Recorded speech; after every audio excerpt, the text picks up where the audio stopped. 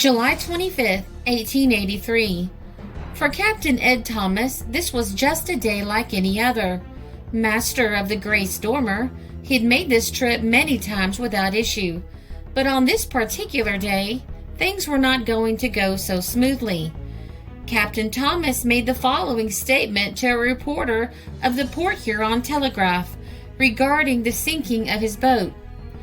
"We were leaving the mouth of Black River on the first trip after dinner, a few minutes after 11 o'clock. My boat, the Grace Dormer, was running at a rate of about 8 miles an hour. As soon as the boat got past the corner of Howard's Dock, where the lumber is piled high, I first saw the tug Frank Moffat, not 100 yards away, bearing down on us at the rate of 15 miles an hour. I put the wheel hard to starboard to head the Dormer downstream, blew the whistle once to signal the tug, and seeing that the tug did not respond, blew the whistle of the Dormer 3 times. The tug came right on, not altering its course a hair, and the collision followed in half a minute, but it wouldn't have occurred, in my opinion, had they put their wheel to port a little. I had about 30 passengers aboard, some of them ladies. When we were struck, the passengers rushed toward the tug. Some scrambled aboard her. As soon as the boat separated, I found that my engineer was aboard the tug. I then rushed to the engine, gave her a full head of steam, then ran back to the wheel and headed for Black River. The water was coming in at the stern, through which the bow of the Moffat had crushed with a rush, and the Dormer was fast settling. The passengers still on the ship were grabbing life preservers and getting ready to swim when I swung her up alongside McMorran's dock. It wasn't necessary to throw out a gangplank or offer assistance to help anybody off. They were on the dock as soon as I was, and in about 2 minutes, the Dormer touched bottom in 13 feet of water. Every passenger was landed safely. That's one good thing. Captain Thomas was eventually praised for his quick and decisive action. He's the reason that the rest of the passengers and crew didn't drown that day.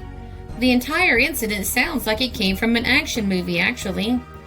Once you start investigating, though, you can see through the pictures in the video just how busy these rivers were. The risk of collision must have been quite high at the time. Now, the Grace Dormer was built in 1868 as a passenger steamer. Built to carry up to 200 people, she started out working on the Niagara River, ferrying people on day trips up and down the river. She was built by Dormer and Allen and chartered by the Great Western Railway Company. She registered 100 tons. The Grace Dormer had a 78-foot keel, an 18-foot beam, and a hold of 5 feet 10 inches. After a year in service, the Dormer was then sold to parties in Port Edward for $7,750. The Grace Dormer was bought to take the place of the Silver Spray on the route between Sarnia and Goderich. The Silver Spray had been sunk by collision with the propeller Comet and was a complete loss. She had only been insured for $10,000, which was far below her actual value. The sinking of the Silver Spray sounds much like the Grace Dormer and really highlights how dangerous the rivers could be. The Silver Spray left port for Sarnia, carrying some 20 passengers besides the officers and crew, and laden with a small cargo of salt and sundries. About 10 o'clock in the evening, as she was just entering the river, she was met by the large propeller Comet, bound from Cleveland to Green Bay. Seeing at once that the approaching propeller was off her course, Captain Rowan of the Silver Spray sounded the whistle sharply twice and hugged the Canadian shore closely so as to avoid a collision if possible, but it could not be done. Those aboard the propeller steered steadily onward until the huge vessel struck the ill-fated Spray on the starboard side in front of the paddle box and crashing into her boiler and engine works.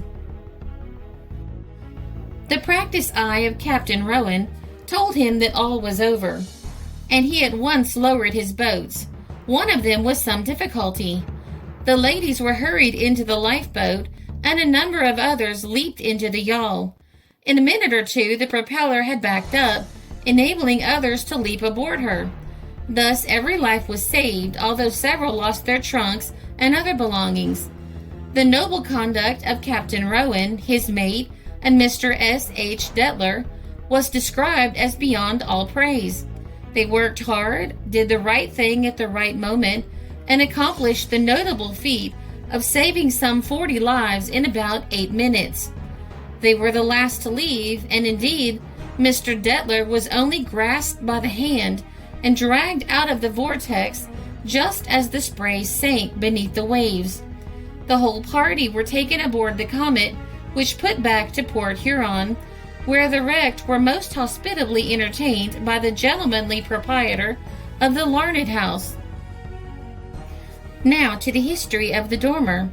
The Grace Dormer suffered her first incident on July 2nd, 1872. She was burned to the water's edge while lying at the Beaver Island dock. The wheelsman, George Burrison, lost his life during the fire.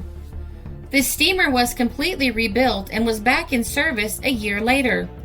The Grace Dormer had her second incident when she was run into by the Moffat. She was raised and rebuilt, going right back into service. She was rebuilt again in 1889, and then there was no other information available until she was abandoned at the Grand Island, New York boneyard in 1925. One other note found was that Vettel Burrison, a son of George Burrison, who perished on the Dormer, died only a couple of years after his father in the Tug Bennett disaster.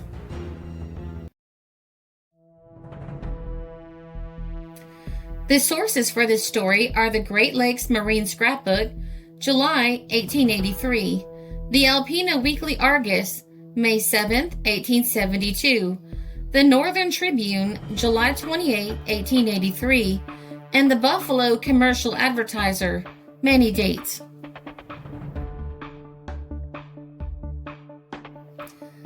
This is a Country Road production because history is fascinating.